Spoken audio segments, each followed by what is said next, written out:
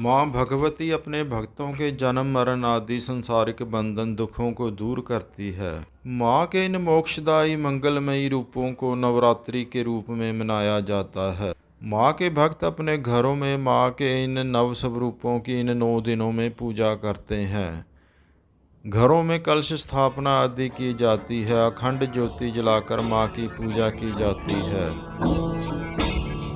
इस बार 26 सितंबर को नवरात्र शुरू हो रहे हैं। इन नवरात्रों में आप भी अपने घरों में माँ की विधिवत पूजा शुरू कर सकते हैं। आइए जानते हैं कि घरों में माँ की पूजा कैसे करें। सबसे पहले जहाँ पर अखंड ज्योत जगानी है वहाँ पर कोई स्वच्छ वस्त्र बिछा लें। इसके बाद जहाँ अपने माँ की मूर्ति अथवा फ़ोटो वगैरह रखनी है वहाँ पर अक्षत मतलब चावल के दाने बिछाएं। उसके ऊपर माँ की मूर्ति अथवा फ़ोटो विराजमान कर दें। उसके बाद मूर्ति की बाईं तरफ चावल के कुछ दाने बिछाकर वहाँ पर गणेश जी की छोटी सी प्रतिमा अथवा कोई फ़ोटो वगैरह रख लें। ये आवश्यक समझी जाती है। उसके बाद माँ के दाईं ओर फिर चावल के कुछ दाने बिछाकर वहां पर कलश की स्थापना करने के लिए स्थान बना लें। कलश के लिए तांबे का बर्तन अथवा मिट्टी का बर्तन सर्वश्रेष्ठ रहता है। इसके लिए सबसे पहले कलश को मोली बांधें और उसमें पानी भर दें। पानी भरने के बाद उसके भीतर सुपारी, कमल गट्टा अथवा हल्दी की गांठ डाल दें। एक सिक्का भी डालना अच्छा गिना जाता है। इसके बाद कलश पर स्वास्तिक बनाएं। इसके बाद किसी फलदार पेड़ जैसे आम के पत्ते लेकर 5 उसके ऊपर नारियल विराजमान करें। इससे पहले नारियल को तिलक लगाएं और माँ की चुन्नी उपलब्ध हो तो उससे लपेटकर उसके ऊपर विराजमान करें। तत्पश्चात माँ को छोटी सी चुनरी अर्पित करें।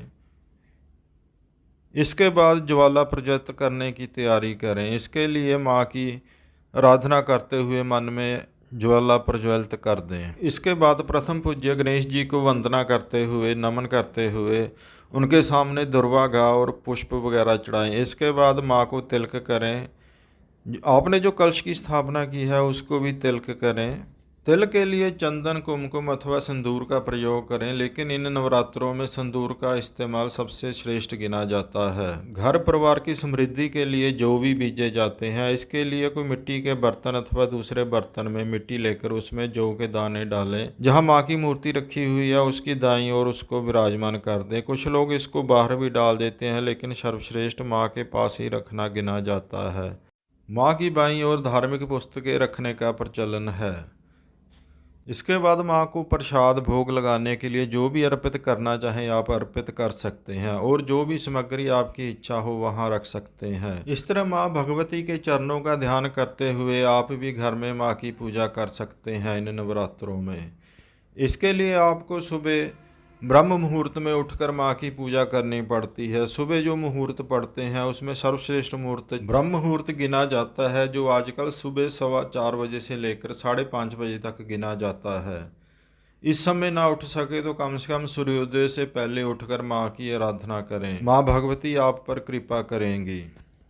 इन नवरात्रों में अगर माँ के व्रत ना भी रख सके तो कम से कम सादा भोजन रखें और हो सके तो तामसिक वस्तुओं का त्याग कर दें। शाकाहारी भोजन में लहसुन और प्याज ही ज़्यादातर तामसिक गिने जाते हैं। इनका त्यागना भी इन दिनों ठीक रहता है। इन 9 दिनों में माँ के जिन रूपों की पूजा करनी है आइए उनके बारे में भी जान लेते हैं। प्रथम नवरात्र में माँ की पूजा शैलपुत्री के रूप में की जाती है।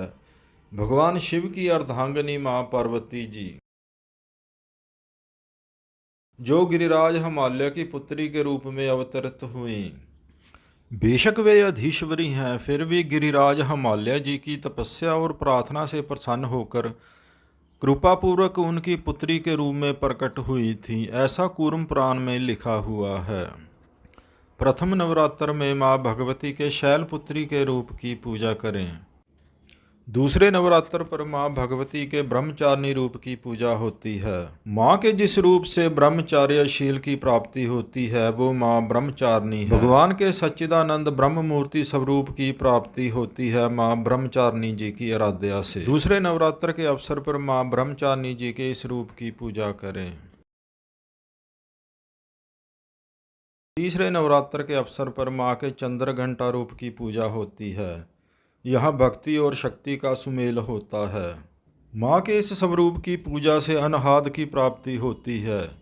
जो योग में रुचि रखते हैं वो नाद और अनाहत दोनों के बारे में जानते हैं। उनके लिए माँ भगवती का ये स्वरूप चंद्रघंटा अत्यंत स्मरणीय है। चौथे नवरात्र के अवसर पर माँ कुष्मांडा के रूप की पूजा होती है। माँ भगवती का ये स्वरूप भक्ति और शक्ति से आगे बढ़कर शक्ति का प्रतीक हो जाता है। त्रिविध ताप युक्त ये समस्त संसार माँ के उदर में स्थित है। चौथे नवरात्र के अवसर पर माँ कुष्मांडा के इस रूप की पूजा होती है, जो माँ भगवती का ही एक स्वरूप है। शेष 5 नवरात्रों की बात अगले भाग में करेंगे। मान्यता है कि भगवती दुर्गा की शरण में आने से कोई भी अमंगल नहीं होता है। माँ की उपासना करने से शोक, दुख और भय का निवारण हो जाता है। ऐसा सत्य है कि इन दिनों में भक्ति पूर्वक देवी भगवती का स्मरण करने से निश्चित ही भाग्य का अभ्युदय होता है। नवरात्रों में कुछ प्रचलित मान्यताएं भी हैं, जैसे बाल खुले रखकर माँ की पूजा नहीं करनी चाहिए, और जो औरतें सुहागनें हैं उन्हें माथे पर बिंदी लगाकर सिर ढककर माँ की पूजा करनी चाहिए। माँ के चरणों में रखे गए सिंदूर से मांग भरने शुभम शुभ कार्य समझा जाता है। शरद नवरात्र के अवसर पर हम सभी को शुभकामनाएं। धन्यवाद।